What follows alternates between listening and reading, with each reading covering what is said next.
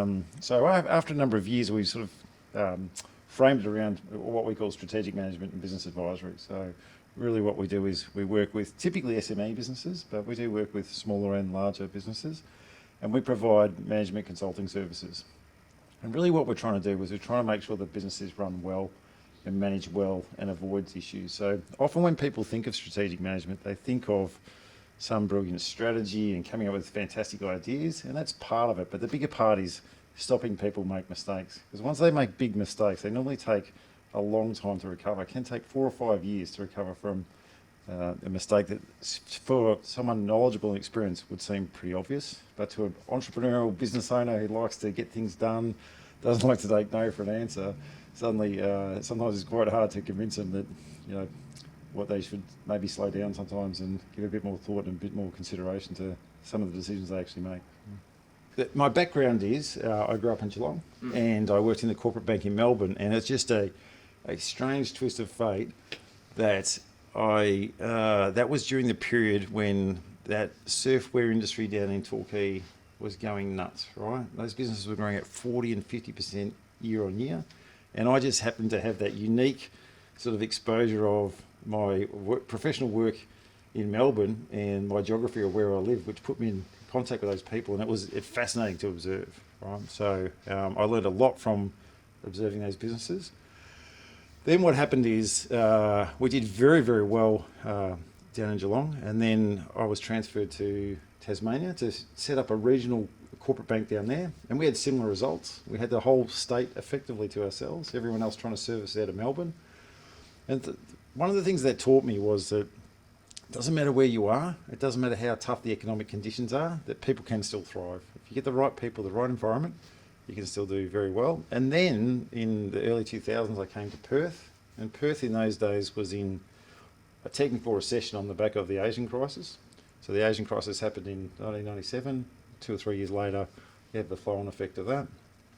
But what happened in the early 2000s, and people love to rewrite history, there was this mining boom before anyone was calling it a mining boom and anybody recognised it. And I'd go out and see businesses, and we come from the recession and pretty recessed conditions in Australia during the early 90s, but more so in Geelong and regional Victoria and also Tasmania. And then when I came to Perth, I started to hear these stories about people couldn't get workers. Right? These are stories I hadn't heard since my father told me in the 60s when you didn't like your job, just walk down the road and get another one, which is kind of where we're at now, right? So we've gone this sort of 50-year cycle, and the experience of working with those surfwear companies meant that I was quite well versed in dealing with fast-growing businesses. And so we sort of developed an expertise around that, and an expertise that was quite rare, and did very, very well. So, and we've been here ever since, mainly for that reason. So, yeah. So look, in terms of what we do, we work for nearly any sort of business. But what we don't do is we don't do pure mining, we don't do pure property, and we don't do pure agriculture, right? Mainly because they're more specialist fields and there's people with greater skills in those areas. But we basically do everything else, and we do services to those industries. So look, a business like this is very hard to scale. Like, it's impossibly difficult to scale. It's an intellectual business, and it's built on the skills and experience of the people that we have. So I remember someone said to me once, it's hard to be on more than 4 company boards because it's hard to be across all the issues. And it's a little bit like that with ourselves, that some of the work we work with, it's incredibly intense.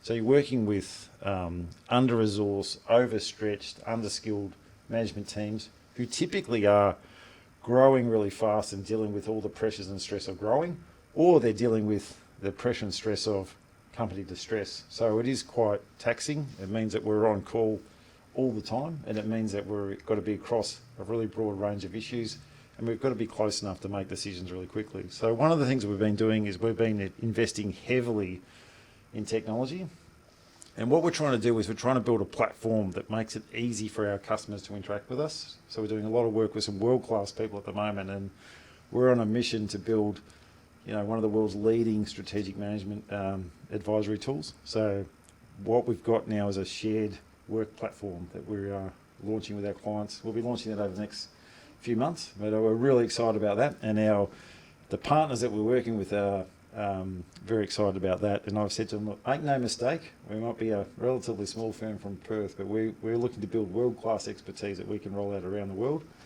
And when I say that the issues that Australian businesses have are typically the same issues that other businesses have across the world. So there might be local nuances about certain taxes or whatever else, but typically the issues are universal. And if we've got a universal solution for them, we're sort of very excited about where that might take us. So.